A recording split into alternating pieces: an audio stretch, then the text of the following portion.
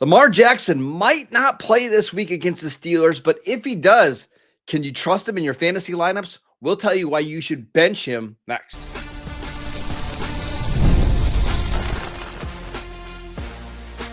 You are Locked On Dynasty Football, part of the Locked On Podcast Network. Your team every day.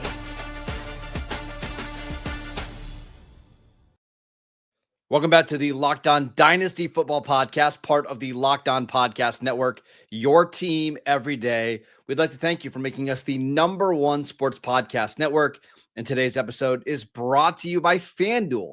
If you want to be right in the middle of the action this season, visit FanDuel.com and place your NFL live bets all season long. Welcome back. I am your host, Marcus Mosher. He is the Fantasy Football Hall of Famer, Michael Fabiano. And on today's show, we're taking a look at the top starts and sits going into week 14 for a lot of leagues.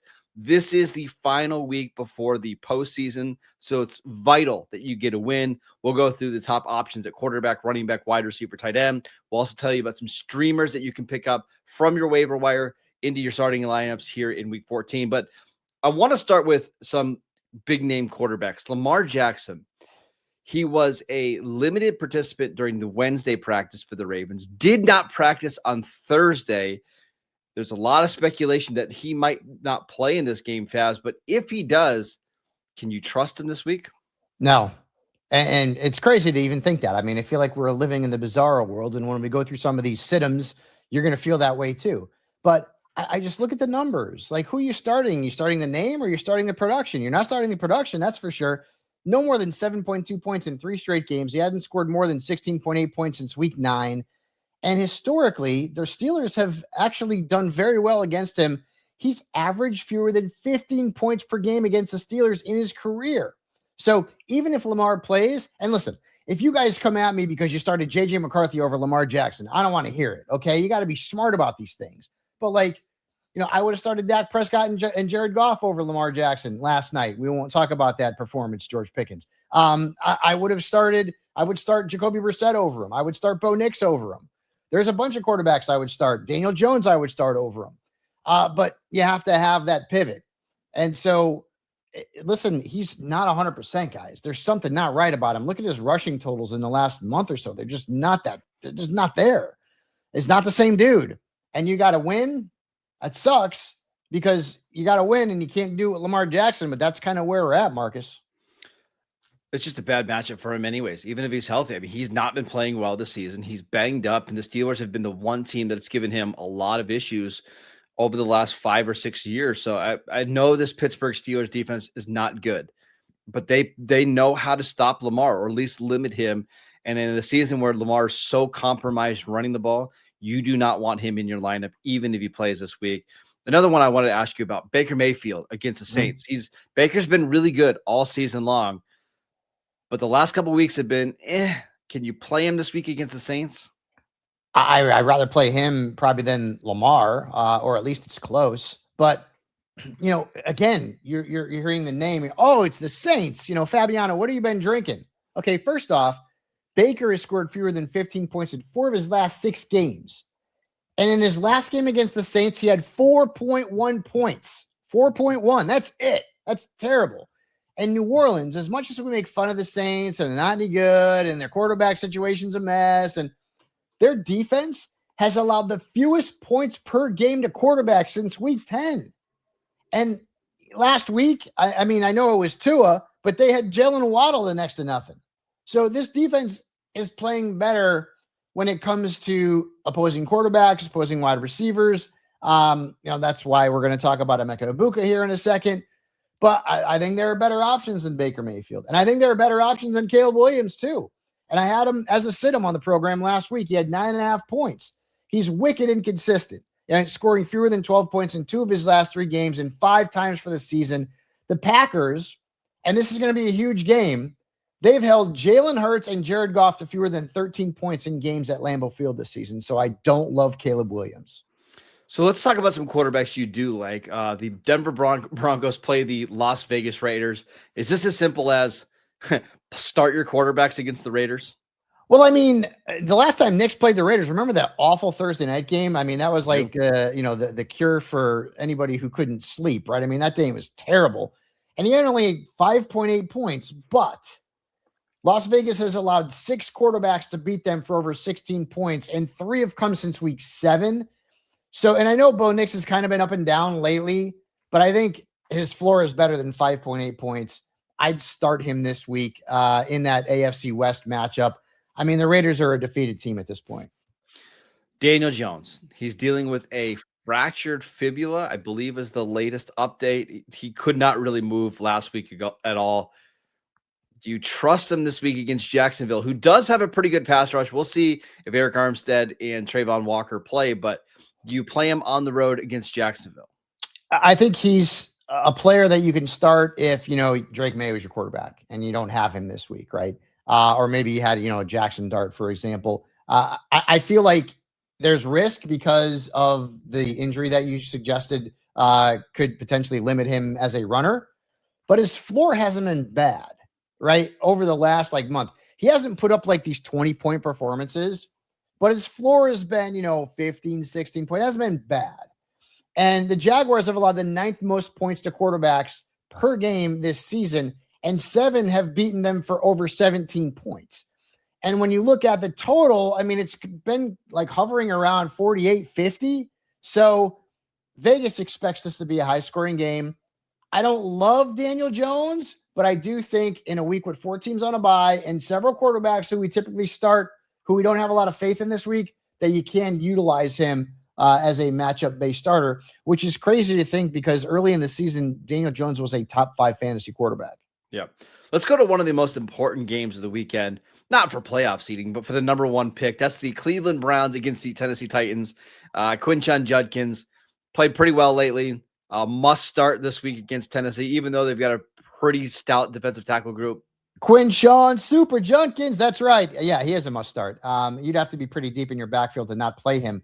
And Tennessee's actually given up almost 5 yards a rush. They've given up 17 total touchdowns to running backs this season. So I don't think this is going to be a high-scoring game. This could be one of those games that's a complete snooze fest.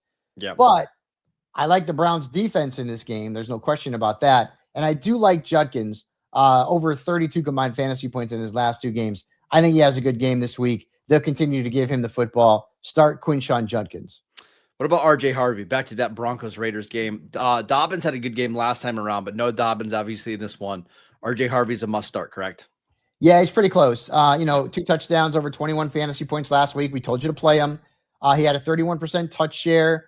Again, Raiders this week, their defense has given up 16-plus fantasy points to 4 running backs since week 9, and Kamani Vidal looked like LaDainian Tomlinson against them last week. So this is a good spot for R.J. Harvey. And then another running back that I like this week, and this is probably low-hanging fruit, but Chase Brown against Buffalo. That game could end up being a higher scoring game where neither one of the defenses matter. I mean, the Bills defense, they're terrible against the run. In the last 4 weeks, they've allowed 2 running backs to beat them for more than 30 points. So Chase Brown, who has going to complete 180, he was dreadful in the first 5 or 6 games. And since then, he's been very good. All right, Fabs, tell me about some running backs that you aren't starting here in week 14. Ken Walker. I just can't do it anymore. Yeah, and the thing that stinks is that a lot of people are probably going to have to play him, Marcus, because you got 4 teams off and you drafted him to be your RB2. But he just keeps losing work to Zach Charbonnet, especially down in the red zone. I mean, last week, Charbonnet had 4 red zone touches. Walker had none. And, you look at the matchup against Atlanta and you think, well, this is a favorable opponent.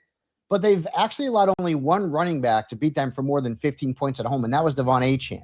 So Walker's just a risk. I mean, he has been all year long, and I hope he ends up someplace else after the season is over. He looks great. He's running really well. This is the best I think I've ever seen him play. But from a fantasy perspective, you can't start him. It's tough. It really is. I mean, Charbonnet's been the better fantasy running back, and he hasn't been that great. And it's all because of the opportunities, not because he's a better player. I don't get it. I haven't. One more, DeAndre Swift. Yeah. You playing him? I mean, Swift, I whiffed on last week. I did not love him against the Eagles. He went off. He had almost 21 fantasy points, but he had failed to score more than 9 points in each of the 2 previous games. And Green Bay's defense has allowed one running back to beat them for more than 15 points at Lambeau Field. And that includes Saquon Barkley and Jamar Chase. Both running backs were held in check mostly. So I'd really beware DeAndre Swift and Tony Pollard. I think that's kind of low-hanging fruit. Yeah. It's 4 teams off. I can't go out there and tell you to sit a running back that I don't really believe that you should sit. But Pollard's been an abject disaster, and so is the Titans' entire offense. All right, let's talk about some of the top receivers that you should be playing this week. And I've got a big question about Chris Olave. We'll get to him next. This episode is brought to you by FanDuel. NFL Sundays move fast. One big play, and suddenly everything feels different. That's what makes live betting with FanDuel so exciting. You're not just watching the game, you're reacting to it in real time. With FanDuel, you can place bets as the action unfolds, every drive, every momentum swing, and every highlight moment. And live betting is at its best when the game starts to shift. When a receiver gets hot, a defense tightens up. I mean, not our Cowboys defense, but a normal defense tightens up, or the momentum flips after a turnover. FanDuel lets you jump into the moment with live spreads and money lines that adjust instantly, player props that update as guys heat up, and you can bet next touchdown scores, drive results, totals, and more. It keeps you locked into every snap, every drive, and every possibility. So if you want to be right in the middle of the action this season, visit FanDuel.com and place your NFL live bets all season long. FanDuel, the game moves fast, and so can you. Welcome back to the Locked On Dynasty Football Podcast. We'd like to thank you for making us your first listen of the day. We'd like to tell you that we are the #1 sports podcast network.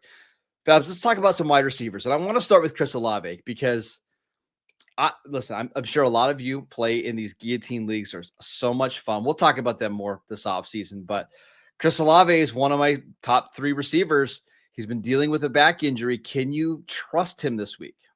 Yeah, I mean, Marcus, he had the same back injury last week. He had almost 15 points. He scored a touchdown. Yeah, I trust him. Obviously, we want to keep tabs on the Friday practice report, but I would be shocked if he doesn't play. And the matchup's good. I mean, the Buccaneers have allowed the 4th most points per game to wide receivers in the last 4 weeks, and Olave beat them for 8 catches and 14 points earlier in the season. So, yeah, I have faith in Chris Olave as a wide receiver, too, this week against Tampa. Let's talk about some of the other receivers. Michael Pittman, who has been last week he was awful, 2.3 points. You're playing him this week against Jacksonville, though, correct? Well, I mean, we told you not to play him last week because the matchup was bad, and Alec Pierce had a better game. This week, I am playing Pittman. He owns the Jags. He owns them. Look at the numbers. In his career, 15.4 points per game in 9 games. Now, in the last 7 games, 18.6 points per game. I mean, that's phenomenal. Jaguars are getting better against perimeter receivers, but they're not good by any stretch of the imagination. So I love Pittman Jr. I like Alec Pierce as a streamer. We're going to talk about that as well. And I'm going to stick with Courtland Sutton. I had him as a stardom last week. He had a touchdown and over 17 fantasy points against the Commanders. I think the most shocking thing for me was that Pat Bryant played more snaps than Troy Franklin, which was strange. But anyways, Sutton has a good matchup against the Raiders. You'll see that there's a trend. I'm talking about a lot of Broncos because the Raiders defense isn't any good. They've allowed the 9th most points per game to wide receivers since week 6, and they've given up 13 plus points to 12 wideouts on the year. And if you're getting 13, 14 points from Courtland Sutton, I probably would take that all day long as a wide receiver 2-3 flex. Let's talk about some receivers that you aren't playing this week. This feels like such a layup. I don't even feel like giving it to you. Are you playing Justin Jefferson this week against the Commanders? I mean, if I can help it, no. But I mean, I don't know. Like, there's leagues where, like, Marcus, I kind of have to play him, and it stinks.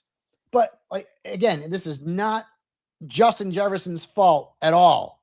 This is J.J. McCarthy, the Vikings, and their quarterback situation. Listen to this. In the last 4 weeks, and I've said this before on the pod, 45 wide receivers have scored more fantasy points than just 45. It's insane. And the matchup's not even bad this week against the Commanders. It's actually decent. It's pretty good. I can't trust him. Like, it all depends on what you have at wide receiver. You know, I think there's a world where you can play Alec Pierce over Justin Jefferson this week. He's been better in the last month, and he's got a better matchup.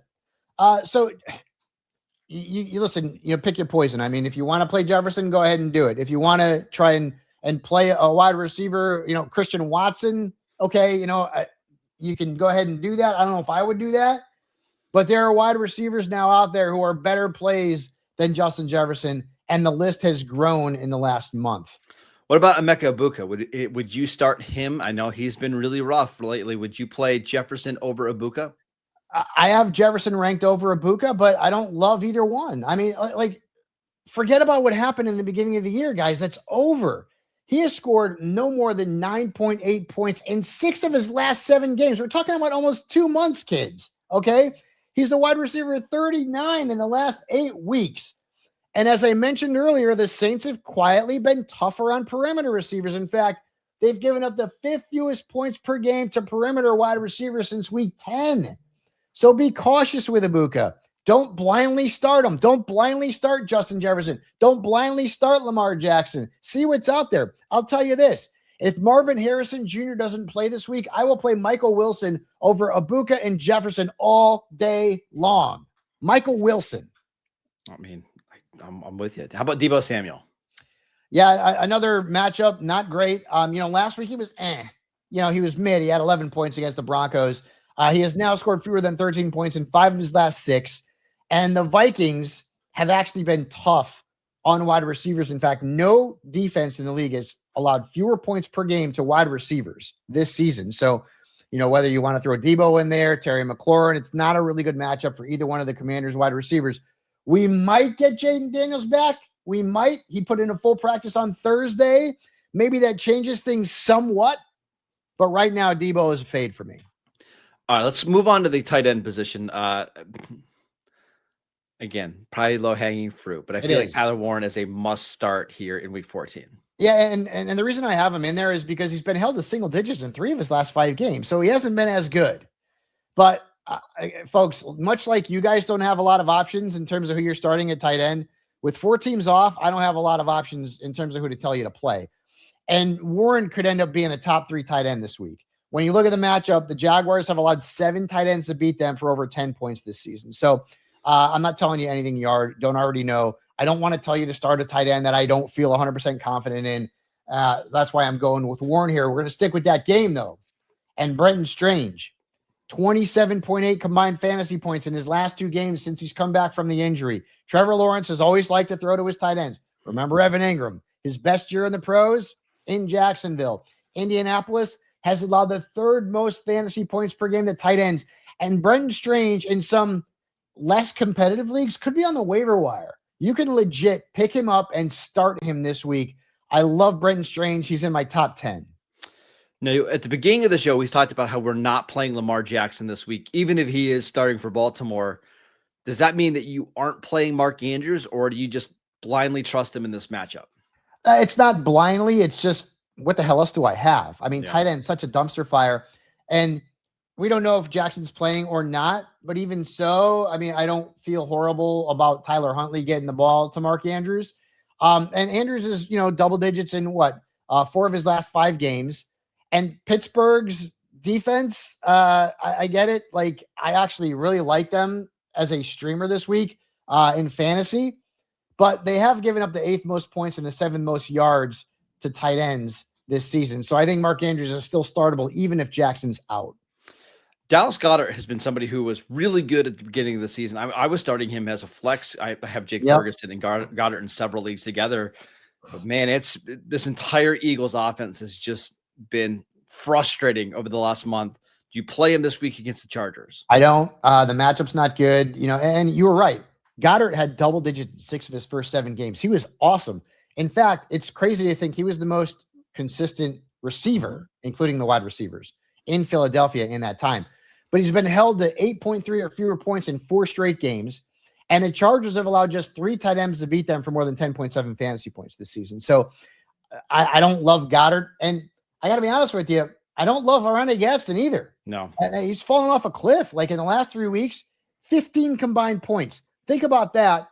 And in the previous 4 games, he had scored at least 11.8 in each game. So he's had 15 in his last 3 combined. Do the math. It's not good. 5 points per game. The Eagles have not allowed a tight end to beat them for more than 13.3 points this year. In all, fourth fewest points per game allowed to the position. So I know Rondé Gatson was good. This is why we keep tabs on things, kids, and why we keep tabs on trends. And much like Emeka Ibuka has not been good in the last 2 months, Rondé Gatson hasn't been good in the last month either. So it's not like he's a set it and forget it player anymore. No, and Rondé Gatson really started to fall off once Joe Alt went out with a high ankle injury that he had to have surgery on, and now Justin Herbert's got.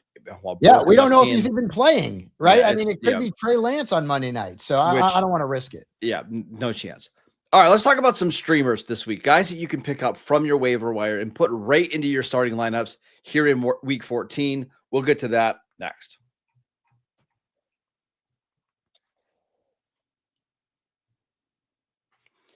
Welcome back to the Locked On Dynasty Football Podcast. We'd like to thank you for making us your first listen of the day. For your second listen, check out the Locked On NFL Podcast.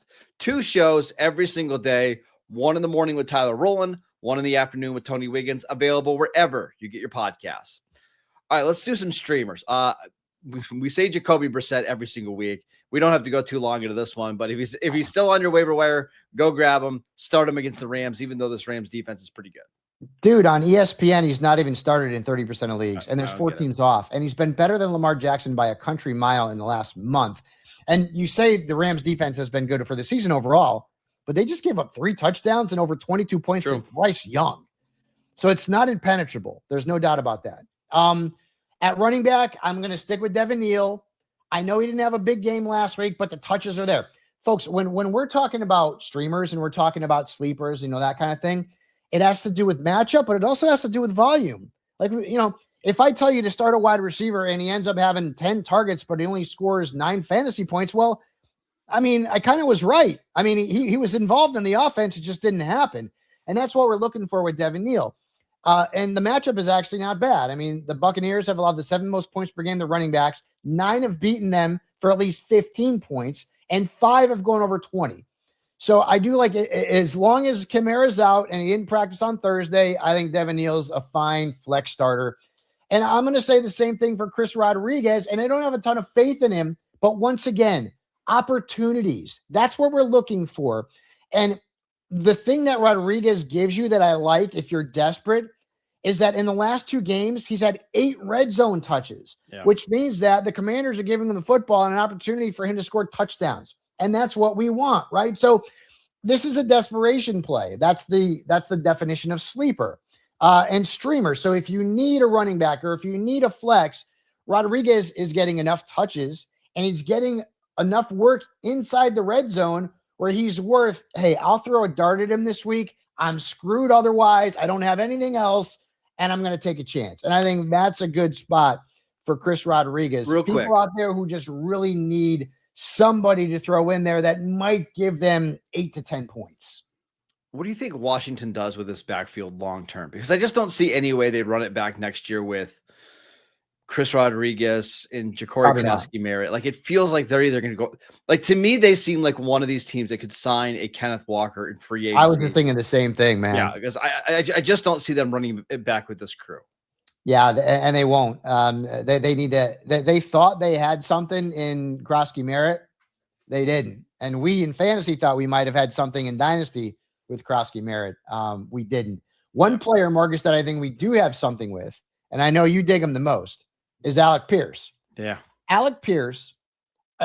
If you don't know who Rodney Dangerfield is, go look him up. By the way, he's freaking hilarious.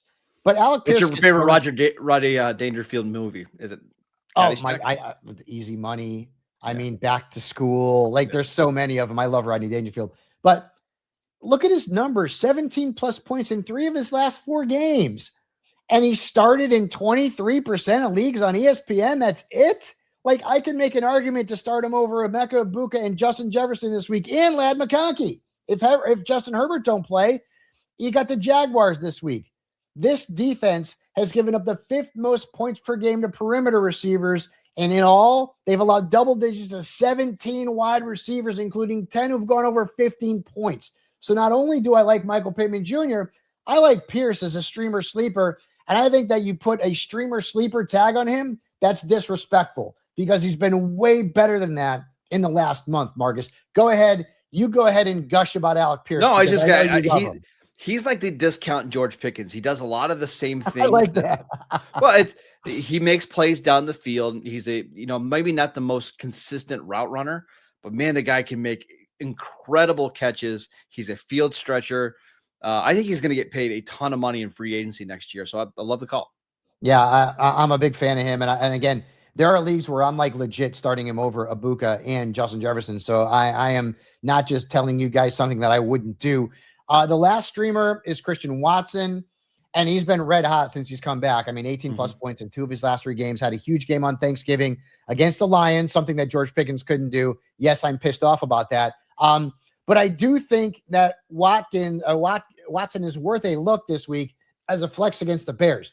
They've allowed 14 wide receivers to beat them for over 12 points, including 8 who have gone over 17. So again, when we're talking about streamers and sleepers, 10, 12, 13 points, yeah, I'll take it. That's what we're looking for. I think you can get that from Watson, who's been the best wide receiver in Green Bay since he's come off the injury report. No chance you're playing Dontavian Wicks this week after 2 touchdowns against the No, Lions? I that really feels like chasing the points, man. I mean, like, I know.